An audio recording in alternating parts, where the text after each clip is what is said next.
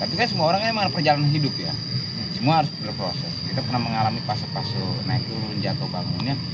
Ya kembali lagi kita punya prinsip. Nah, kembali lagi ke fisik kita, sarapan, terus logistik juga. Karena banyaknya kegagalan, lambatnya di trek pendakian itu karena apa? Persiapan fisiknya yang kurang. Oh, jangan ininya Pak Harto nih. Yang mana, Pak? Dulu saya ingat tuh. Apa itu? Apa itu? Itu pencari foto profil. Oh, ya. Kopi aja, Bang. Gitu. Itu jangka panjang, Bang. Ibaratnya kalau buat nyari nasi sepiring aja nggak bakal lapar. Nggak bakal lapar. Ini yang kita jaga apa? Attitude kita, kepercayaan masyarakat lokal, Bang. Kita pesawat kan, mau nggak mau gue pulang kan. Saat ini saya dimintain pendapat sama teman-teman. Saya buka lah. Kenapa di Bogor itu terlalu kompleks ya itu? Terlalu. Iya. Gimana lagi ceritanya? Oke sobat petualang kumuh, kembali lagi di segmen ngopi. Kali ini kita undang salah satu dia apa ya Mas kita bilangnya nih? Penggiat wisata dan pejalan. Oh, petualang juga. Dan istilahnya dia udah menjejakkan kaki di wisata-wisata di Bogor. Dan di Indonesia kayaknya ya. Di Indonesia udah belum nih? Kayaknya lebih baik kita tanyain langsung. Oke Be, thank you nih. Siap, udah Bang. mau main ke channel Petualang Kumuh. Ya.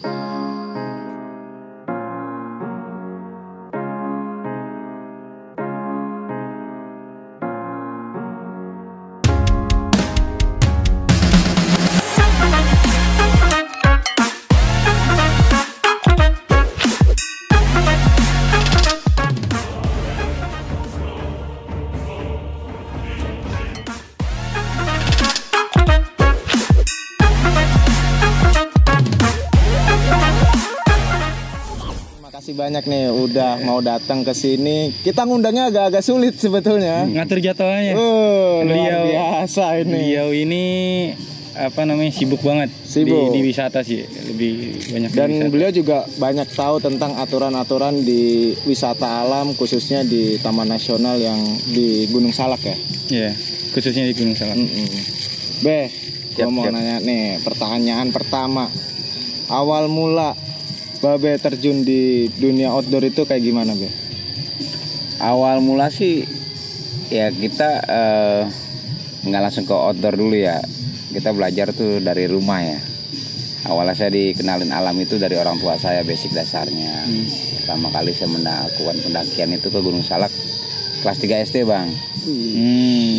Waktu itu sama orang tua dikenalin tuh waktu naik dari Cidahu turun Curug Seribu. Wow. Gunung Bunder. Langsung Pasar lintas Giri. tuh. Lintas. Wow. Umur berapa tuh Be udah ngelintas? Iya, kalau kelas 3 SD itu umur saya 9 tahun, 8 tahun lah. Buset. Awal-awal itu saya. Iya. Tapi didampingin orang tua pada saat itu? Iya, sama orang tua saya naik berdua sama bapak saya itu.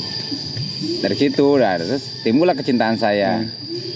Karena rumah saya kan di pinggiran Jakarta, masih di Depok waktu itu. Oke. Saya punya keinginan kelak nanti suatu saat saya ingin tinggal di Bogor gitu. Karena buat saya Gunung Salak itu kan beda dari gunung yang lain karena vegetasinya masih rapet, terus masih alami ya. Seru lah buat saya menantang ekstrim. Bedanya sama gunung-gunung lain kalau di Gunung Salak? Kalau Gunung Salak itu bedanya ya karena treknya. Karena ya trek sama kalau di Gunung Salak itu lebih banyak konturnya kan punggungan Bang, lembahan. Makanya yang buat menantang, makanya nggak mudah mendaki Gunung Salak itu walau gunung yang nggak tinggi cuman ketinggian 2000 sekian. Dengan gunung-gunung yang ketinggian 3000, tapi jalur Salak itu agak lebih sulit ya. Agak lebih sulit. Makanya dari situ banyak orang yang nggak mau mikir 2 kali, ribu kali kalau mau naik Gunung Salak kali ya. Ya kembali lagi sih Bang, kalau saya mungkin kalau zaman saya sih mendaki itu kan kita sebelum mendaki itu bertanya dulu, cari tahu dulu. Jadi kita nanya ke warga lokal, mereka yang udah expert di Gunung Salak atau di dunia pendakian lah. Dulu saya sempat kenal dengan almarhum yang mungkin senior atau bapak saya itu almarhum Kang Ogun. Nah, saya banyak belajar dari beliau tentang pendakian. Dari situlah saya mulai mencintai dunia outdoor, gitu Bang. Awal-awalnya. Kenapa bisa mencintai? Apa namanya? Kan biasanya kan kalau kayaknya suka nih pas titik mencintai itu pas kapan, pas di mana?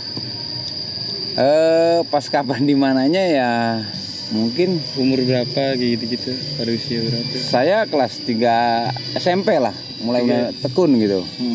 Kelas 3 SMP saya mulai tekun mencintai kegiatan outdoor, dari mulai hiking, trekking, pendakian, terus mulai slowis, mendaki sendirilah kemana yang saya jelajah. Dulu saya punya slogan itu 5S kalau zaman saya dulu tuh. Apa tuh? Kita putar dari timur ke barat kalau saya. Jadinya Semeru, Sindoro, Sumbing, Slamet, Salak. Kan sekarang kan 3S kan? Ya mungkin ya. Sekarang kalau saya 5S. Oke. Saya udah makin coba. Banyak tuh ya. Saya coba itu trek penasaran. Cuman saya tetap menjaga kearifan lokal. Setiap di mana gunung yang saya singgahi itu saya selalu bertanya dengan tokoh masyarakat atau sesepuh adat lah ya di kaki gunung itu. Jadi walaupun kita udah sering naik itu jangan sampai kita nggak tahu medan gitu. Iya. Jangan sampai kita melewatkan namanya kearifan lokal setempat. Itu yang masih saya pakai aturan itu. Kan banyak banget nih yang sekarang nih kan solo hiking. Ya. Itu harus ada persiapan tersendiri nggak sih? Kalau misalnya ini kan naik gunung pasti ada regunya, kelompok segala macam. Kalau solo ada persiapan tersendiri nggak sih? Ya solo ya kita harus persiapan satu mental dan fisik, terus pengetahuan. Terus kita cari tahu gunung yang mana akan kita daki, ya kita pelajari ya nggak sehari 2 hari bang. Kalau saya dulu itu sampai 3 bulan. Saya mau mendaki ke Semeru misalnya, saya pelajari 3 bulan. Karena mungkin di zaman saya kan dulu kan gear outdoor itu agak sulit, nggak modern kan. Jadi saya pelajari konturnya, ketinggian, sumber air, terus titik bahayanya di mana. Ya. Pokoknya aturan mainnya warga lokal supaya larangan pantangan itu masih tetap saya pakai sampai hari ini. Kalau mau solo hiking gitu. Takut nggak sih bang? Kalau misalnya kan banyak buat pantangan kayak gitu kan? Sebenarnya bang ya itu tadi kesiapan mental dan fisik yang utama. Jadi kalau bahasa takut sebenarnya sih kembali pada diri kita sendiri bang. Nah, takut itu kan karena sugesti mungkin ya. Kita terlalu berlebihan memikirkan sesuatu jadi takut. Tapi kalau kita tujuannya emang ingin mendaki ya menikmati alam, nggak neko-neko dalam tanda kutip atau hal apapun lah gitu yang merusak atau merugikan alam, aturan main di lokasi setempat, di gunung setempat ya aman-aman aja sih bang. Yang penting kita jangan segan untuk bertanya bang. Iya bertanya aja, kita nggak tahu ya tanya.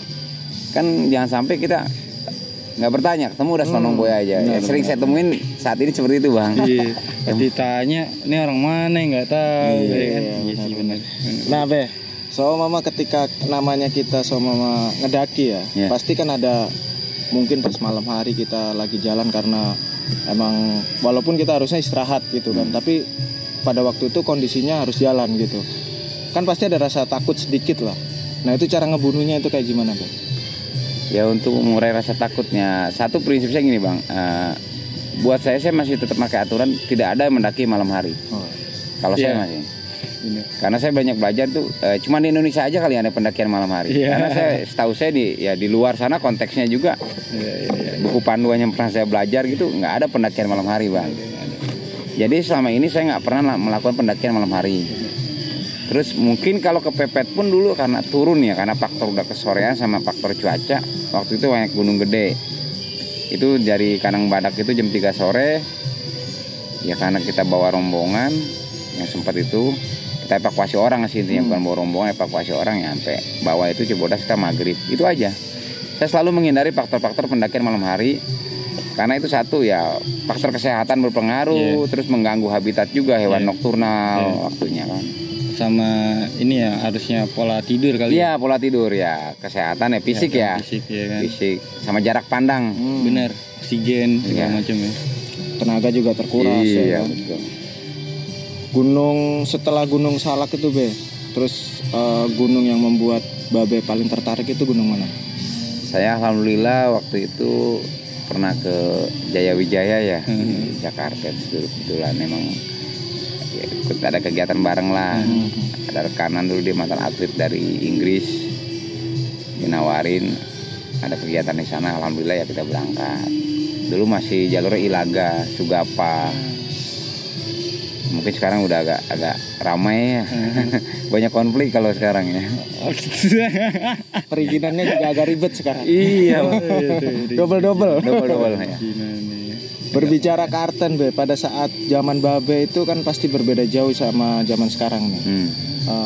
Dari alat apa segala macam. Nah, saya pengen tahu dulu biaya untuk ke karten itu dulu itu berapa Be kira-kira? Dulu kalau masih uang 50.000 gambar Pak Harto itu.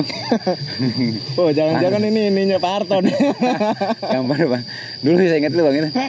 Ya kalau dikalkulasin kurang lebih ya 70 sampai 100 juta itu udah kos anggaran udah pasti. Zaman segitu per orang. Iya, kalau kita mau total ya rincian ya sebenarnya nggak nyampe segitu Bang, 50 atau 40 pun bisa. Teman kalau kita karena kita bawa ada tamu dari luar kan, WNA. Oh, waktu itu ada tamu dari luar. Iya, dia minta pendampingan ya kita estimasi anggaran segitu Bang. Lumayan ya. Iya Bang. Salah satu gunung termahal sekarang ya. Iya, bisa jadi Bang. Iya. Setelah Himalaya ya. Soalnya buat masuk perizinan. Masuk ke Indonesia ya. Iya, masuk perizinan Indonesia itu agak lumayan. Parah aja sih. Terus Luser Bang. Itu seru juga Bang. Luser itu kita 19 hari Luser. Lewat sono. Kedah itu. Kedah itu ya. 19 hari Bang. Iya, karena kan kita sambil. Itu pulang pergi ya? Iya, perjalanan pulang pergi itu. Ini lintas kita kan. Ngelintas. Lintas. Aceh Barat itu. Jadi nggak ada sistem bolak-balik nggak? Bolak-balik. Lintas kita. Berarti logistik tetap di bawah? Iya, di bawah Bang. Nggak ditanam? Enggak, kita 40-60 Bang. 40 kita nyari di alam, 60 kita bawa. Oh, itu cara bertahannya ya. Bertahannya, manajemen logistiknya kayak gitu ya. Waktu itu berangkat berapa orang Be ke Luser? Ke Luser kita ada 10, porter 5, tim penelitinya 2, fotografer 1 termasuk saya, pendampingannya total 10 orang. 19 hari. Yep. 19 hari. Ketemu apaan itu Bang? Istilahnya kan kayak di Luser kan hutannya lebat, ya kan? Yang jelas itu paling banyak dia ular ya. Ularnya dia ular dari segi berbisa, terus ya hewan ya harimau ya pastilah. Pasti yang habitatnya di situ. Habitatnya terus kayak gajah ya. Terus kalau sore itu kita ngambil air juga kan, ngindarin sore lah, jangan sampai terlalu sore karena waktunya harimau Sumatera turun ke air nyari makan, nyari ini mangsa kan gitu. Karena rantai makanan mereka emang komplitnya di situ kan, babi. Berarti berbagi ya sumber iya. itu ya. Kita berbagi dengan alam, dengan hewan di sana. Hari cuy. Nah Be, kembali ke tadi itu pendakian malam itu kan kalau bisa itu kan sangat-sangat dihindari ya. Maksimal untuk orang normalnya ngedaki di waktu-waktu apa kritis itu di waktu berapa? Jam berapa sih sebetulnya Be? Jadi kalau intinya sih gini Bang, kita start pagi, yang utama itu ketika kita mau mendaki itu kan yang penting kita istirahat yang cukup. Fisik lagi, kembali lagi ke fisik kita, sarapan, terus logistik juga. Nah, karena banyaknya kegagalan, lambatnya di trek pendakian itu karena apa? Persiapan fisiknya yang kurang. Mereka itu kan habis begadang langsung mendaki. Bener. Gitu. Kadang nggak tidur. Iya, begadangnya. Itu yang berpengaruh jadi lambat. Makan mie instan. Iya, jadi berangkat kita start jam 7 pagi. Ya minimal sore itu kita jam 3, jam 4 ya udah waktu istirahat tuh kan. Kita kan ada jeda nanti buat nyiapin tenda. Iya, benar. Masak logistik. Dan itu waktunya nggak sebentar. Iya. Terus pendakian lagi ngobrol lagi ya. Betul. Pendakian juga kan kita gini. Kalau saya tuh dulu bawa baju nggak banyak. Naik, tidur, turun ya. Paling 3 lah celana. Celana naik turun itu aja saya pakai. Yang penting ketika tidur saya harus salin pakaian semua. Karena kita menghindari kalau penyakit ketinggian itu namanya hipotermia kan. Itu. Berarti harus disiplin ya naik gunung itu ya? Ya jelas Bang, disiplin sebenarnya. Karena salah pendakian gunung itu salah satu olahraga ekstrim ya. Bisa dalam tanda kutip taruhan kita nyawa. Bener. Banyak banget tuh apa namanya tragedi kecelakaan di gunung. Banyak banget. Apalagi akhir-akhir ini kan banyak berita-berita pendaki dari kota A, pendaki dari kota B meninggal di gunung A, meninggal di gunung B gitu kan. Banyak banget. Soalnya faktornya juga nggak dari alam juga kan. Iya. Human error segala macam. Human error banyak. Karena satu kan faktor dia karena ya kembali orang itu yang melakukan pendakian. Dia itu mau naik ke gunung A misalnya, minimal hanya searching atau mencari hanya dari situs-situs online lah, gitu kan, atau dari tayangan online-nya kan. Tapi dia nggak menanya langsung sama orang yang udah expert di bidangnya, terus nanya juga ke masyarakat setempat lah ya. Observasi gitu Bang. Itu meneror. Karena ya satu lagi kalau saya bilang sekarang itu ya maaf gitu. Kalau saya nyebutnya itu P4. Apa itu? Itu pencari foto profil ya. Oh, dari pendaki. Tadi nih Babe nih banyak singkatan-singkatan nih Mas. Jadi P4 itu pendaki pencari foto profil. Oh iya. Saya menyebutnya P4. Pendaki pencari. Bukan rem pakem. Bukan. Kalau rem pakem apa lagi tuh? Gue lupa lagi kan tuh. Rem pakem adalah pokoknya deh itu. Remaja pecinta camping. Oh, remaja pecinta camping. Iya, Sabtu Minggu dong Persami. Bang, diseruput kopinya ya? Iya, diseruput. Boleh, Be. Ini emang edisi ngopi nih. Secara peralatan dari zaman dulu sampai sekarang mungkin dilihatnya lebih simple, lebih safety atau lebih efisien dari barang-barang outdoor. Menurut Abang gimana, Bang? Kalau misalnya dulu dan sekarang gitu perbandingannya. Kalau saya ngeliat yang dulu itu kita serba terbatas. Oke. Iya, untuk mendapatkan brand-brand outdoor yang punya nama itu jarang. Dulu ya salah satunya paling di zaman saya itu Alpina, mungkin produk dari Bandung. Alpina ya. Ada lagi merek Jayagiri. Edger mungkin baru merintis. Saat itu Edger belum terlalu booming, baru merintis. Gitu. Nggak lama di sini baru ada Aptek. Nah kalau sekarang kan udah banyak pilihan ya. Iya. Brand outdoor dari luar pun udah banyak yang masuk. Iya. Terus ditambah brand lokal juga ya nggak kalah lah modernnya, nggak kalah safety-nya. Ya, sekarang lebih mendukung lah untuk kegiatan outdoor itu zaman sekarang dibanding zaman saya dulu. Tapi kembali lagi, kenapa zaman sekarang banyak kejadian, banyak insiden di gunung? Kenapa tuh? Ya kalau saya bilang itu tadi norma-norma adat, kearifan lokal setempat banyak yang udah ditinggalkan. Karena dengan kecanggihan alat mereka seakan-akan lebih tahu ya. Mengesampingkan orang lokal tahu apa tentang alat ini. Benar. Gitu. Jadi alat itu tidak selalu mendukung sebetulnya, tapi observasi kembali lagi ke observasi itu tadi ya, Bu ya. Prinsip awal ya berarti ya. Iya. Prinsip awal. Taatlah akan norma adat istiadat setempat. Nah, dari dunia pendakian, Be, habis itu kan yang saya tahu tentang Babe adalah Babe sering nih masuk ke desa-desa, masuk ke destinasi-destinasi wisata alam gitu. Pertama kali Babe terpikat sama pedesaan itu desa mana?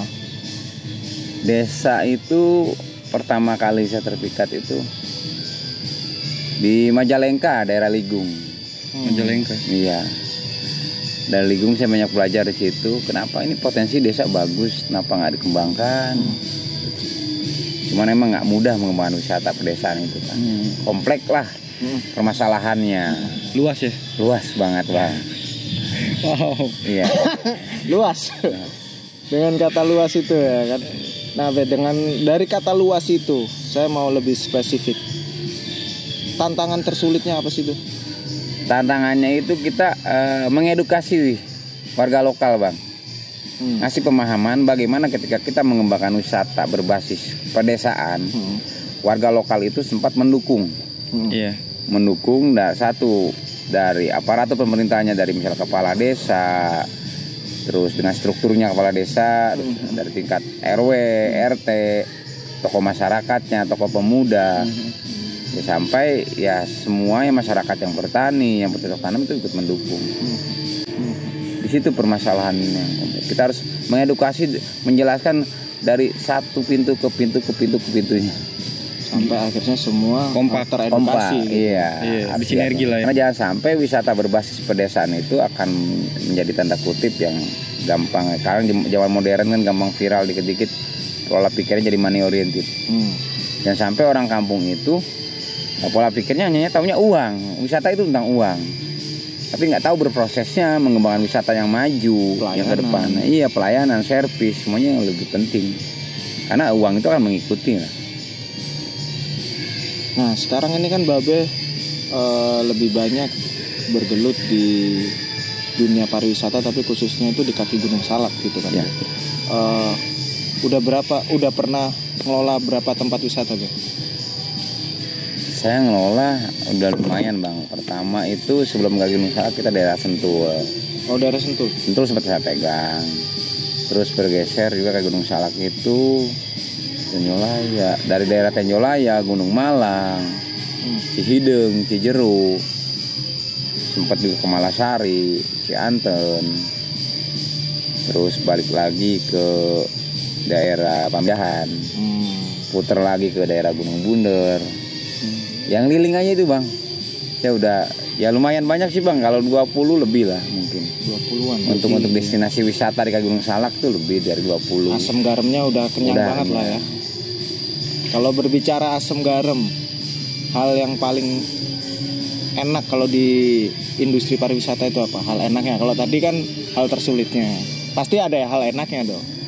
Jadi ya buat teman-teman yang bergerak di bidang wisata, operator wisata atau trip ya, saran saya sih selalu menjaga silaturahmi dengan warga lokal setempat.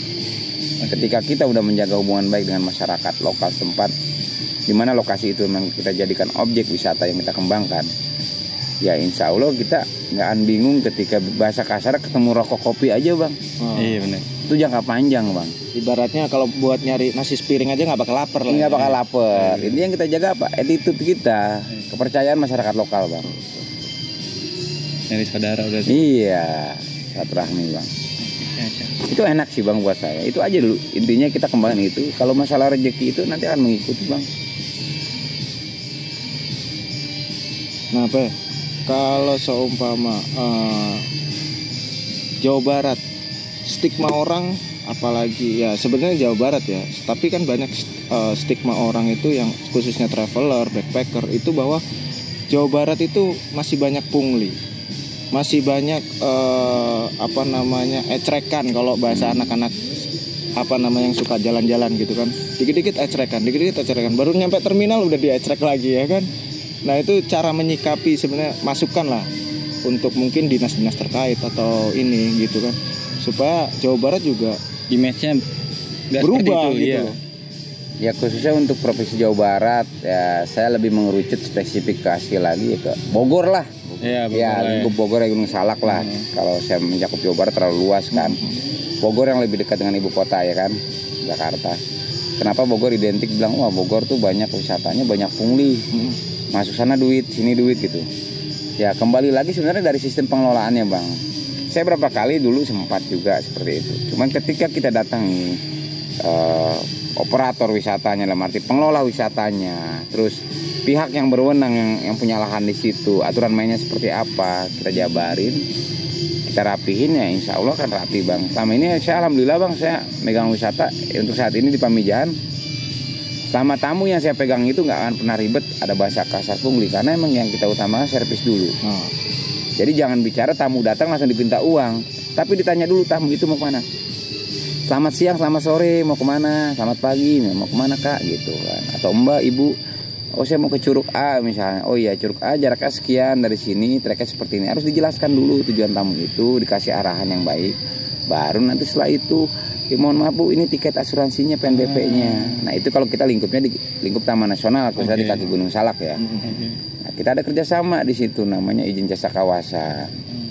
Nah itu yang utama ya, makanya kenapa banyak wisatawan bilang pungli nggak jelas ya, karena mungkin satu si penjaga loket pun mungkin kurang edukasi. Masih banyak kekurangan di Bogor ini. Orang datang langsung tiket sekian duit, sekian ribu gitu. Ada yang begitu, saya nggak pungkiri. Makanya selama ini ya kita sebagai emang orang yang mengembangi di bidang itu, kita saring komunikasi, kasih edukasi. Jangan kita mencari kesalahan, karena mereka awam gitu kan. Benar. Tapi kita bantu bagaimana melayani tamu yang baik. Itu sih bang. Keren. Itu sih sangat apa ya, banyak bisa dibilang bisa buat masukan kita juga sebagai traveler mas. Iya. Yang ibaratnya suka main ke tempat-tempat bagus lah, tempat-tempat wisata khususnya di Bogor. Yang istilahnya juga kita nggak jauh dari rumah kan, segala macam kan. Bergelut di dunia wisata alam itu kan bisa dibilang ya kalau modern kita udah tahu lah pasti ada duitnya. Kalau bergelut di dunia wisata alam khususnya untuk membantu warga, itu kan kalau kita berbicara uang, itu kan pasti uangnya cuma sedikit bro. Kenapa sih Babe mau tertarik terjun ke situ? Ya gimana ya bang, Ya memang nggak banyak, saya belum ketemu sih yang teman seperjuangan ya, mungkin hanya 2-3 orang lah yang sepemikiran dengan saya seperti itu. Karena hampir saya ketemu semua rekan-rekan mereka udah bergurutnya, gue buka open trip ke destinasi wisata A, tapi gue harus ada keuntungan sekian. Nah, kalau saya konsepnya gini, saya bantu wisata ini yang tadi ya nggak berpotensi, saya buka biar berpotensi, ya biar menarik seperti apa, bisa mendatangi pengunjung. Saya buka di media sosial atau lewat jejaring teman-teman saya. Ya memang kalau bisa dibilang bicara uang atau cuan ya bahasanya sekarang gitu, nggak seberapa bang. Tapi yang saya jaga kan kita apa? Bagaimana kita membantu masyarakat lokal itu bisa memiliki daerahnya, nggak hanya jadi penonton, gitu. Bisa memiliki, bisa merawat. Ketika ada tamu yang datang itu ya harus disambut, gitu. Tujuan saya itu. Terus kalau bicara pendapatan lagi, saya sih udah serah aja. Udah saat ini di usia saya yang saat ini udah menginjak kepala 4, konsepsi hidup saya cuma inginnya bermanfaat bang. Di luar orang sebagian ya mau suka nggak suka dengan saya, itu pribadi mereka, pola pikir mereka. Karena mungkin mereka kan orang yang suka nggak suka kan, ya ada yang kenal saya, ada yang dengar cerita dari orang lain. Saya udah nggak peduli dengan itu. Kita nggak bisa menyalahkan orang banyak. Iya. Kita nggak bisa cuman tutup kuping. Iya, saya tutup kuping. Makanya ya kalau lu mau nilai saya seperti ABCD terserah loh. Saya nggak merugikan kalian. Kalau emang saya merugikan ya ketemu langsung ngomong baik-baik.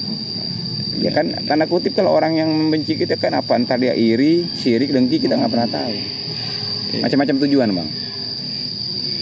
Pernah nggak Babe ngerasain hal ibaratnya tujuan Babe nih ngedukasi, ngebantu perkembangan wisata, bla bla bla gitu kan, pokoknya hal-hal positif lah. Tapi warga atau oknum-oknum setempat itu malah ibaratnya anggap Babe nih, lo orang luar nih, lo mau nyari kesempatan nih di sini nih. Nah, hal-hal kayak gitu pernah nggak dialamin gitu? Bukan pernah lagi bang, sering. Oh sering. Jawabannya lugas banget. Sering terjadi di negara berkembang. Jadi gini bang, ya saya maklum sih bang. Negara ini nggak mungkin nggak lepas dari intriga politik ya. Benar. Jadi gini, ketika ada wisata baru maju, dipikirnya udah banyak cuan, udah banyak uang yang mengalir. Ketika saya orang luar datang ingin membantu, tujuan mereka itu saya ingin memonopoli. Saya bang, terus terang pengalaman saya di kaki Gunung Salak itu seru bang. Dari pertama saya dibawain golok, didatengin orang mabok. Intinya mereka cuma satu, gue minta cuan dari lu. Ya saya kan orangnya gini simpel. Ketika kamu minta cuan sama saya cuma seorang edukasi lah ya.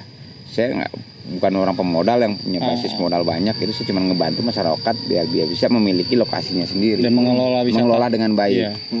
Tapi kan pola pikir orang-orang yang jiwa-jiwanya taunya uang, datang minta uang sama saya. Cuma saya tanya, kalau mau uang sama saya, Akang sudah naruh keringat di sini, sudah berjuang sebagaimana. Ini desa Akang, ini tempat Akang. Ayo bareng-bareng membangun. Kalau cuma uang, sok gantiin posisi saya, Akang bisa ngerangkul. Gitu aja intinya. Jadinya ya udah rutin Kang itu. Yang saya hadapin itu ya maaf, dari organisasi, dari LSM dan sebagainya lah ya. Saya nggak bisa nyebutin mereknya karena saya nggak disponsorin. Benar. Jangan sebut merek. Kita belum ada backingan.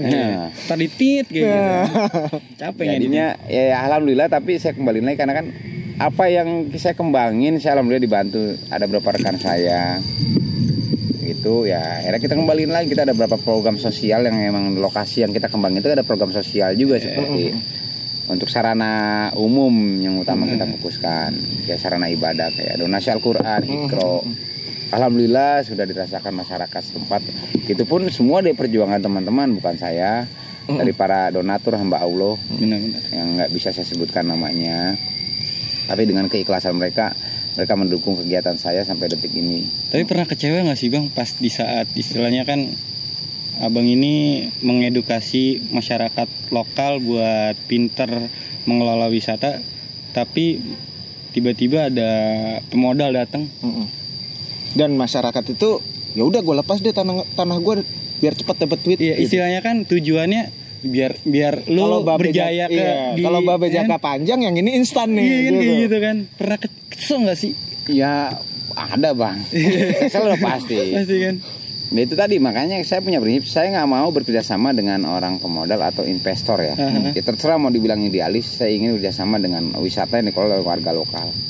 Karena ketika wisata udah dikelola investor atau pemodal, warga lokal itu akan jadi penonton, Bang. Ya. Boleh disaksikan dimanapun wisata. Kalau udah dipegang oleh pemodal, dia punya aturan main tersendiri. Warga lokal itu nggak bisa berkutik, Bang. Nggak bisa merasakan feedback dari wisata itu. Cuma jadi penonton, keberisikan. Nah, saya ingin menjaga kultur itu jangan sampai warga lokal itu gampang mudah terprovokasi, datang pemodal, terhasut, dijual lahannya apa. Nanti dampak ruginya, enggak hari ini, anak cucu mereka yang rugi, Bang. Contoh kalau saya mau melihat di Bogor itu, contoh kita lihat di Puncak, pila-pila itu dimiliki oleh pemodal. Orang aslinya cuma jadi apa? Tukang kebun, sapam, calo pila. Itu orang aslinya. Karena apa? Blundernya ketika kakek orang tuanya dulu ngeliat uang dengan nominal besar dijual. Dampaknya sekarang ke anak cucunya, mereka cuma jadi tukang rumput apa. Itu yang miris buat saya. Ini ya jangka panjangnya. Jangka panjangnya kerugiannya di situ, Bang. Udah banyak kaki Gunung Salak pun ya sedikit banyak udah banyak beredar gitu. Ya saya nggak menyalahkan aturan, nggak menyalahkan pemerintah atau pihak dari kementerian apapun lah. Nggak menyalahkan, tapi emang ya itu siapa yang punya modal dia yang kuat. Iya benar-benar. Nah makanya yang kita harus perkuat itu basis masyarakatnya. Wisata yang berbasis masyarakat itu harus kita lebih kuat lagi, Bang. Istilahnya bersinergi lah, ayolah kita kompak buat memajukan desa, masyarakat segala macam lah. Memang tidak mudah ya. Itu sulit mencantumkan pola pikir masyarakat kaki gunung menjadi satu visi. Iya. Selalu ada pasti ada tujuan di balik tujuan. Ada udang di balik batu semua. Karena kan gini, namanya gunung itu kan ada punggungan. Jadi ada punggungan. Iya sih, bener sih. Ya, bek ajimut lah. Iya. Bernavigasi. Iya. Dari obrolan sama Babe ini Mas Il, sebenarnya banyak pelajaran tadi itu kan dari ilmu pendakian, dunia pariwisata gitu kan. Terus saya juga dari banyak bertanya gitu kan tentang pribadi Babe gitu kan, juga bergerak juga nih di bidang bencana alam, terus sosial gitu kan, Be. Nah, Be, saya mau nanya nih sedikit aja tentang dunia sosial atau bencana alam lah, orang masuk. Banyak kan sekarang orang kena bencana apa segala macam malah bikin konten apa segala macam. Itu menurut Babe kayak gimana secara pribadi lah? Jadi gini, Bang, Indonesia sih emang negara paling rame ya. Nggak bencana, nggak apapun pasti rame, viral. Selalu jadi momennya jadi nyari cuan. Iya benar. Kembali ke pribadi saya nggak memungkiri, saya sendiri pun pernah dihujat, pernah dicaci maki gitu. Dari hal bencana, saya dipitnah ini itu ya. Cuma saya tetap berdiri teguh, tegar gitu. Nggak peduli omongan orang, semua orang. Ya saya, buat pribadi saya ya, saya punya keyakinan di agama saya ya, Allah itu nggak tidur. Setelah orang mau mencaci maki saya percaya ada hukum alam gitu. Kita buktikan nanti ke depannya, nanti juga ketahuan siapa yang salah, siapa yang benernya. Saya ngalamin juga sendiri, Bang. Terus kalau bencana itu dijadikan ajang ya penggalangan dana atau apapun, dibikin konten gitu, saya sih nggak mempermasalahkan kontennya selagi tujuannya baik. Cuma lo sekarang banyak yang menyalahkan gini, Bang. Banyak teman-teman saya, termasuk saya yang pernah mengalami, ketika kita berjuang di bencana sebagai relawan, ada pihak salah satu lembaga-lembaga sosial gitu yang datang memomenkan foto kita, video kita diambil, dimasukin ke media sosial, dibikin ada yang izin ataupun enggak, dibikin sedemikian rupa ya, ceritanya menarik lah untuk menggugah minat orang-orang untuk mendonasikan ya. Itu pernah, Bang. Jadi ada ya pihak-pihak yang diuntungkan dari bencana. Ya pengalaman saya dulu juga pernah di Jawa Tengah gitu. Pokoknya saya nggak heran kalau di bencana itu nanti akan ada orang yang kaya mendadak. Pengalaman saya, entah itu dari pejabat pemerintahan daerah setempat atau apapun ya, inilah Indonesia, Bang. Udah terbukti kok banyak. Ya dari bantuan itu disembunyikan, ditimbun, sampai juga lembaga-lembaga juga yang menjual kesediaan bencana itu untuk memasukkan pundi-pundi donasi dengan alasan untuk menyalurkan ya. Buat saya, Bang, paling seberapa persen yang disalurkan? Karena lembaga itu butuh dapur untuk ngebul. Oke lah, baca bahasa kasarnya mungkin ya buat pergerakan mereka. Tapi nggak sampai hati juga kalau teman-teman yang berjuang itu di monopoli gitu, Bang. Makanya saya lebih baik sekarang independen. Alhamdulillah ya tetap bergerak dan komunikasi dengan teman-teman di Jawa Barat gitu. Nah, yang Babe bergerak independen itu kan yang saya tahu adalah Babe sekarang membuat wadah yang bernama Bartelsi. Iya bang. Bartelsi itu apa sih, Bang? Bartelsi itu jadi gini bang, kita penyeimbang. Jadi di mana saya mengembangkan konsep wisata berbasis desa, pedesaan warga lokal, di situ pun kita harus kembangkan namanya konsep sosial. Nah, Bartelsi ini penyeimbang. Bagaimana wisata itu gampang masuk edukasi kita harus disisipkan dengan sisi sosialnya. Oh, jadi pendekatan masyarakat itu makanya yang saya hajar itu ketika saya masuk ke pedesaan, yang saya gali bukan wisata dulu, tapi keluh kesahnya mereka kita tampu. Kendalanya apa sih untuk prasarana umum khususnya yang kita bantu kan nggak besar, paling yang selama ini saya dibantu sama teman-teman saya itu paling kegiatan donasi Al-Quran, ikro, terus renovasi musola, masjid, paling itu aja. Itu pun dari teman-teman donatur lah gitu. Jadi ibaratnya mengajak wisatawan bukan hanya menikmatin alamnya. Keindahan alamnya aja gitu ya. Tapi mereka harus tahu, oh ini kehidupan masyarakatnya seperti ini. Kenapa bisa jadi? Kenapa di luar sana orang teriak, oh banyak pungli ya? Karena mereka taunya cuma uang kan. Teriaknya gampang, misalnya datang banyak pungutan ini. Sebenarnya masalah konfliknya di situ, titik-titiknya. Jadi kurangnya perhatian, kepedulian mungkin entah dari aparatur desanya, pemerintahnya yang kurang door to door ke masyarakat, keluh kesah masyarakat apa kendalanya. Sebenarnya banyak ya bang. Banyak banget bang. Makanya pungli itu karena keluh kesahnya nggak tersampaikan mungkin ya. Iya mungkin. Ditambah lagi mungkin nggak tahu caranya cari cuan itu kayak gimana gitu kan. Iya, bener sih. Padahal desa atau tempat tinggal mereka itu bisa menghasilkan banyak uang kalau bisa dikelola dengan baik gitu kan. Betul bang. Banyak sih yang kayak gitu ya. Banyak bang ya. Saya di Pamijahan lah. Saya ada berapa orang. Dia nggak preman, bukan okem tapi suka datang ke gerbang. Saya minta rokok ini ya. Kalau saya nggak ribet, selagi ada saya kasih. Tapi saya berapa kemarin lah ya, minggu kemarin, ketika mereka datang, kebetulan kita lagi di atas, ya, karena emang kita orang outdoor kan naik turun camp gitu kan. Saya bilang kalau mau ngerasain rezeki dari saya, dari teman-teman, ayo naik ke atas bantuin gimana prosesnya mengelola wisata. Baru dia ngerasain. Itu Bang Bonge lah.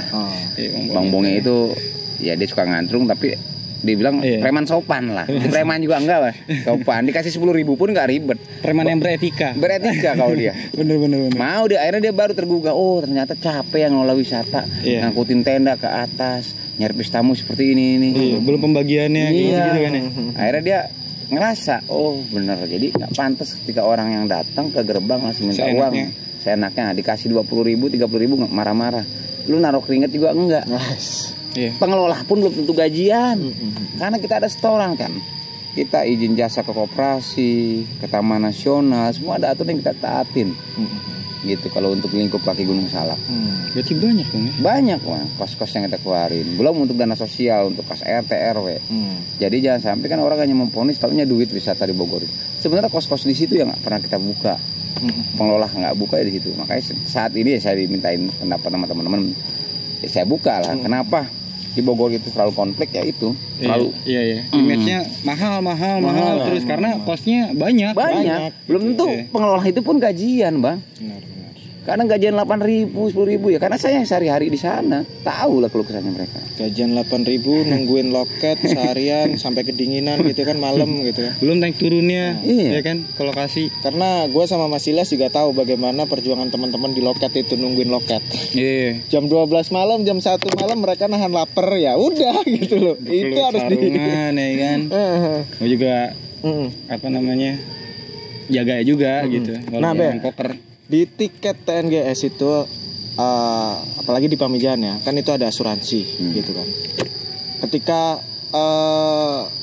ada wisatawan yang kecelakaan di tempat wisata itu beneran dapat klaim apa enggak sih sebenarnya di asuransi itu? Jadi prosedur gini, ketika kita sebagai pengunjung ya masuk ke zona kawasan Taman Nasional khususnya di Taman Nasional Gunung Halimun Salak di blok Ciasian Pamijahan lingkupnya. Itu ada asuransi resmi yang dikeluarkan pihak balai bersama dengan pihak asuransi. Itu ada asuransi resmi, kita bisa klaim selama insiden itu di dalam zona kawasan. Oh, di tempat dia wisata. Iya, di dalam lokasi ya, sebelum keluar gerbang. Itu bisa diklaim, yang jelas nanti ketika ada kejadian kita lapor ke pengelola, ada dokumentasi foto, nanti biaya pengobatannya berapa, baru ajukan klaim.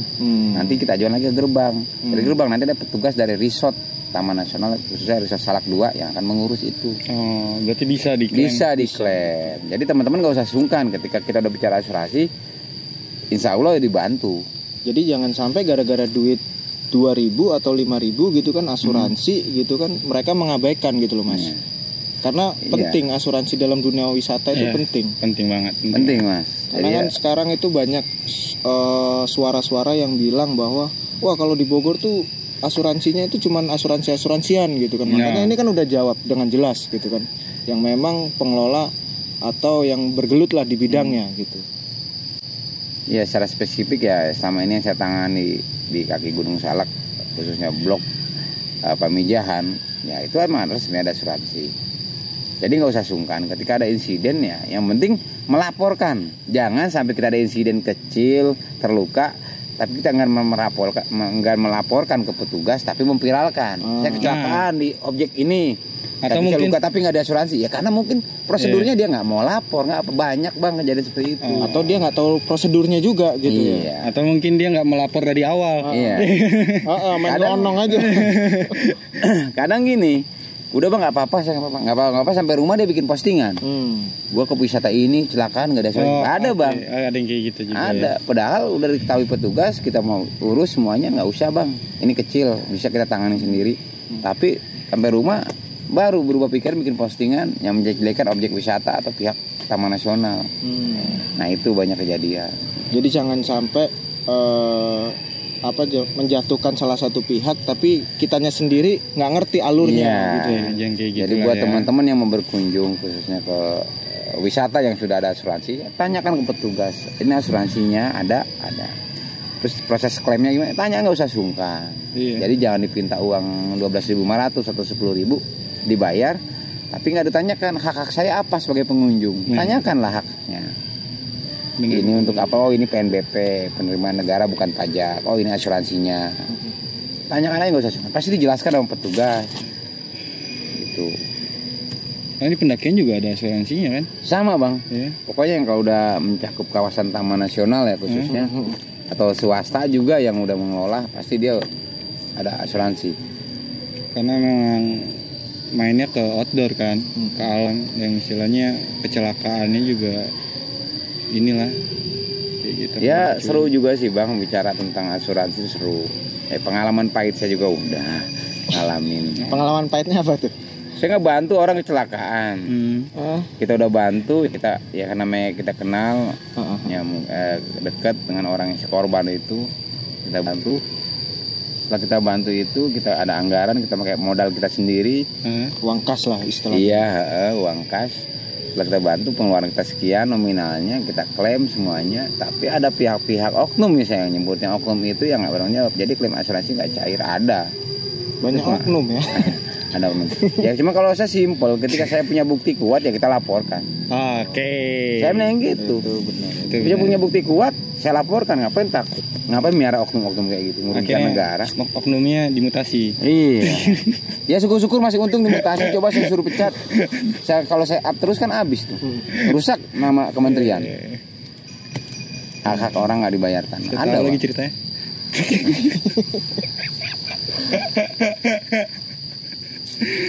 Nah dari dunia pariwisata tadi, terus kita juga nyolek sedikit tentang dunia sosial gitu kan. Dari ketiga itu ada nggak sih wah gue nanti di usia segini gue selesai deh, maksudnya gue pengen leleh di rumah.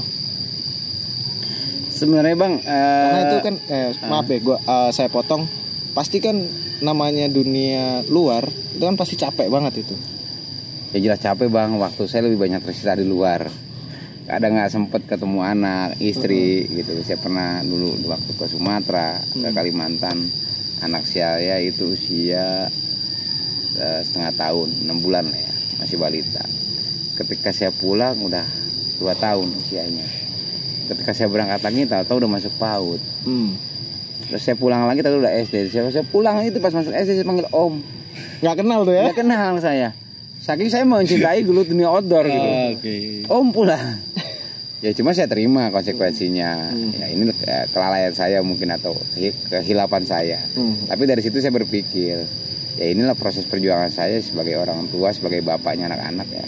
Kita harus menjalani hidup ya. Apapun selagi itu halal saya perjuangkan ya. Intinya nggak merugikan orang atau saya perjuangan buat hak-hak anak istri saya. Ya keinginan istirahat tuh ada bang. Tapi hati ini belum bisa gitu bang. Ada keinginan istirahat, gue pengen meluangkan waktu. Makanya di saat-saat sekarang ini saya lebih banyak ketika libur nggak ada kegiatan, saya lebih banyak di rumah ngasuh anak saya itu. Oke. Tapi pas anak usia balita bang, pernah ada rasa kayak rindu rumah nggak sih bang, kayak anjay kayak gitu-gitu kan pasti perjalanan kan kayak pasti kalau ketika lagi sholat. Oke. Kita lagi sholat tuh ingat rumah, ingat istri, ingat orang tua. Perang batin itu ya. Perang batin, tapi di sisi saya masih punya tanggung jawab yang nggak bisa tinggalkan apa pekerjaan saya.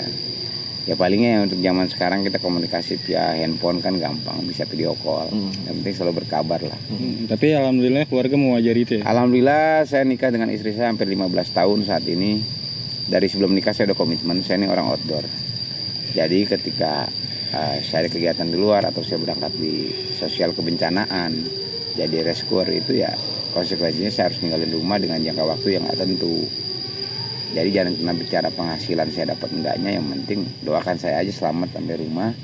Masalah rezeki semua selagi kita bisa bermanfaat buat orang lain, insya Allah adalah rezeki. Disclaimer dulu lah ya ke calon istri gitu. Iya, kita udah pahitin ya, biar nggak kaget. Iya, kita udah pahitin ke istri saya seperti itu. Istri saya menerima, mertua saya menerima. Mungkin salah satu ini ilmu nih buat kita yang masih muda.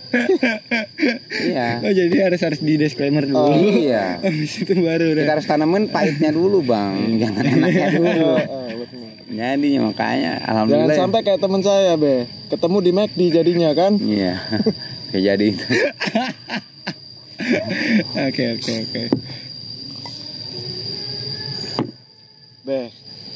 Ini apa ya, pertanyaan pribadi sebetulnya dari mungkin pengalaman saya gitu. Ketika kita jalan keluar gitu kan, ninggalin keluarga lama apa segala macam, itu kan pasti pikiran oke, kalau 1, 2 hari, 3 hari kita masih seneng. Tapi setelah 1 bulan, 2 bulan, 3 bulan, apalagi bertahun gitu kan, itu udah ini goyang nih, mental mungkin sedikit goyang gitu. Bagaimana memupuk atau menumbuhkan mental tadi yang goyang tadi itu, biar nggak goyang terus gitu. Iya, apalagi dengan kabar kapan pulang gitu kan. Ya intinya kita keyakinan bang. Kita apa yang kita jalanin, yang kita tuju kita harus yakin. Oh iya benar. Terus yakin juga, yang penting kita selalu berkabar. Oke.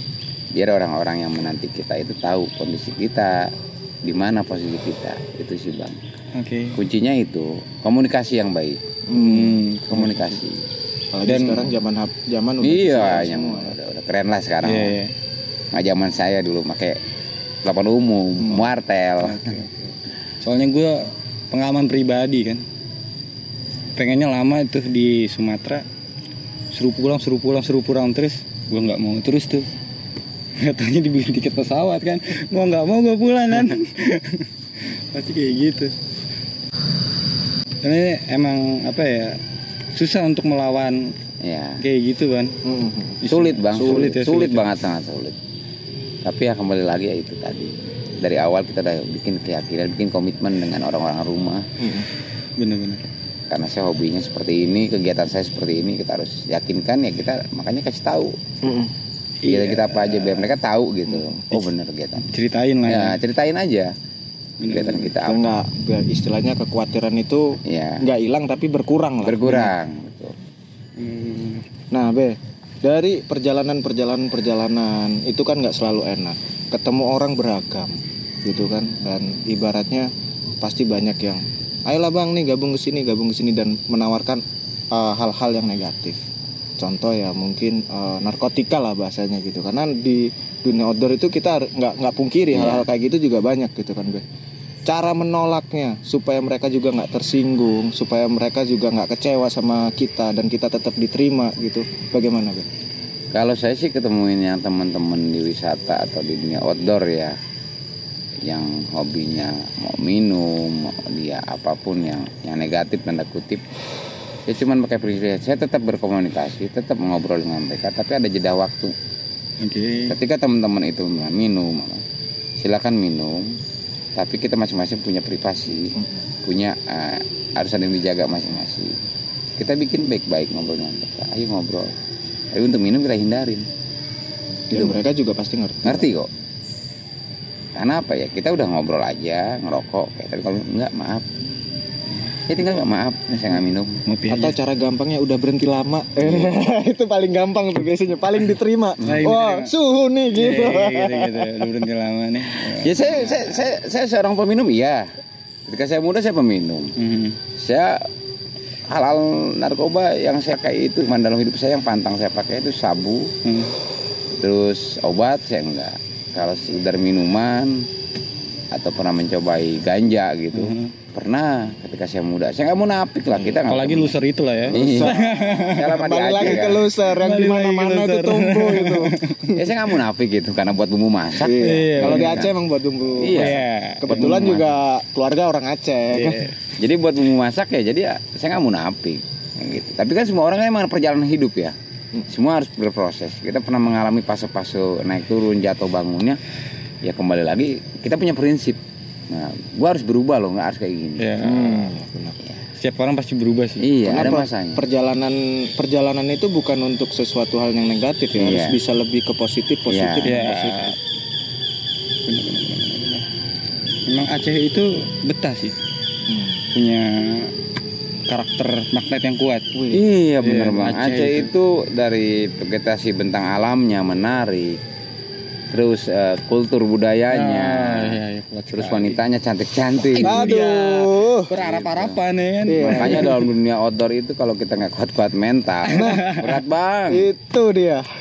Makanya. Tapi ada kota yang istilahnya, gue pengen kesini lagi nih walaupun udah sering banget dan istilahnya kayak ada magnetnya gitu. Saya sih kota kecil Bang, kota kecil saya bilang itu kota kecamatan ya daerah di Sumatera Selatan. Khususnya itu di daerah Lahat. Lahat Muara Enim itu namanya Kota Agung. Dia namanya kecamatan lah. Itu buat saya kenapa menarik karena di sana ada tempat yang benar-benar pengalaman saya benar-benar di saat saya lagi down, di saat saya lagi jatuh. Di saat sekian banyak orang mencaci maki saya, memfitnah saya, di situ saya menemukan jati diri saya untuk tumbuh, untuk kuat. Nah, ketemu orang-orang baik di sana yang mendidik saya. Kita jangan menyerah. Mau orang komentarin apa hidup lu tetap maju, lu tetap survive, lu factor. Pokoknya harus kuat. Makanya di situ banyak pengalaman buat saya, Bang. Yang ingin saya singgahi lagi, yang ingin saya ulangi lagi dalam arti ingin ketemu orang-orang baik itu. Ibaratnya orang-orang yang di sana itu yang ngasih support bagus pada saat itu gitu. Lingkungannya mendukung. Satu lagi emang panoramanya, bentang alamnya masih eksotis banget Bang. Wah, semoga kita bisa bareng-bareng ke sana Ben. Amin. Enak itu situ tuh. Iya kan? Kita main ke atas lagi. Kacau. Ada tour guide kita Mas. Siap. Kita langsung dipandu sama suhunya gitu. Kemarin kan udah tuh ke Ciasmara, Ciasian gitu kan. Emang dipandu sama beliau gitu. Disclaimer ya buat sobat-sobat Petualang Kumuh, salah satu yang ngasih jalan channel Petualang Kumuh untuk masuk di Desa Pamijahan itu ya Babe ini. Gitu. Sama-sama Mas. Emang kenapa banyak buat konten Ciasian? Karena beliau ini. Ya kan? Cuman beliau selama ini kita ayo be ngomong. Itu susah banget. Karena waktunya juga sih, dan inilah kesempatan yang beliau kasih sekarang ini. Dan itu kita rasa hormat, sangat-sangat berterima kasih deh. Dan ini juga posisinya bukan di Pamijahan. Di Pamijahan beliau sibuk banget. Banyak dicariin, Babeh mana ya? Banyak banget deh. Saya juga emang aktif juga Mas di kegiatan selain wisata ya, kegiatan teman-teman pergerakan. Yang saya jaga silaturahmi saya dengan teman-teman ada di Bandung, di Jawa Tengah, Jawa Timur. Kalau boleh tahu pergerakan apa itu, Bang? Ya kayaknya kita menyuarakan ya Sama arti tanda kutipnya, misalnya ketimpangan sosial yang dialami oleh masyarakat lokal atau teman-teman yang bergerak memperjuangkan hak masyarakat selama ini kan kebijakan pemerintah. Makanya saya nggak mau, jarang mau, ini seumur saya mau dimintai wawancara ini. Selama ini saya nggak mau tampil ya, riskan kan. Iya. Oke. Karena zaman sekarang dikit-dikit ciduk. Gitu. Serem. Ya karena gitu sih. Kadang-kadang keputusan itu nggak selalu baik dan harus dikritisi memang. Iya, saya selalu masuk orang yang kritis. Oke. Ya karena kita tahu beliau walaupun di usianya yang tergolong udah masuk di usia 40-an kalau nggak salah beliau. Itu masih rajin ngebaca loh. Bener. Buku-bukunya itu banyak. Dan kita itu yang masih muda kadang-kadang kalau ngelihat beliau ngebaca itu kadang malu, anjir gue udah baca berapa banyak buku nih, gitu kan. Kadang kayak gitu. Dan semangatnya beliau lah. Istilahnya dan semangat beliau itu bagi kita itu juga sebagai bisa nularin juga gitu kan. Semangat. Amin. Semangatnya anak muda banget. Walaupun kita yang anak muda aja kalah. Iya, kayak gitu kan. Ya intinya sih Mas, mau kenal saya itu satu sih Mas. Kalau saya punya punya pesan ke teman-teman yang mau kenal saya itu bicara yang dirasa bukan yang didengar. Benar. Itu kembali lagi Mas, ya, karena orang yang mendengar tapi tidak pernah ketemu saya langsung, pandangannya macam-macam. Iya sih. Tapi kalau orang yang udah ketemu langsung berarti udah merasakan duduk bareng dengan saya seperti ini, mereka kan tahu saya yang sebenarnya. Gitu. Jadi jangan sampai kalian pembaca cerita tanpa tema. Itu tuh. Biasanya banyak tuh yang di berita judulnya gede, isinya nggak dibaca. Gitu-gitu. Yang di komen judulnya. Jadi itulah buat teman-teman itu aja mungkin pesan saya. Iya sih, karena memang gue juga udah lama deket sama beliau. Beliau ini adalah salah satu senior gue, salah satu guru gue, panutan gue lah. Gue merinding loh Mas, dengernya. Jarang-jarang be masalahnya dia disclaimer ini guru gue gitu kan. Gue selalu tanya mana guru lo, gue gitu. Tapi dia nggak pernah jawab be gitu. Di channel ini dia sekarang jawab tuh be. Ya Mas Ilyas juga orang baik yang saya kenal yang banyak merubah pola pikir saya. Orang yang kuat. Kalau dia mau kenal saya itu berat godaannya. Berat sekali. Berat, dicaci maki, diterjang badai. Karena memang berseberangan. Gua sama dia backgroundnya berseberangan lah kayak gitu-gitu. Ya gitulah ya. Ya gitulah ya. Ya cuma saya serunya gini Mas, orang-orang yang menahan gitu sampai sekarang nggak ada yang berani tampil ya. Iya, gitulah ya. Itu cerita masa lampau. Biarkan saja ya. Iya, biarkan saja. Ada alam yang memproses itu semua. Kayaknya terakhir sebelum obrolan yang sangat-sangat bagus ini saya tutup berdua sama Mas Ilyas. Satu kalimat yang cocok untuk dunia outdoor dan anak-anak muda yang pecinta outdoor sekarang. Jangannya atau apalah. Ya pesan saya itu satu, untuk teman-teman outdoor kita selalu mempersiapkan fisik, pengetahuan. Intinya itu belajar dulu baru mendaki. Benar.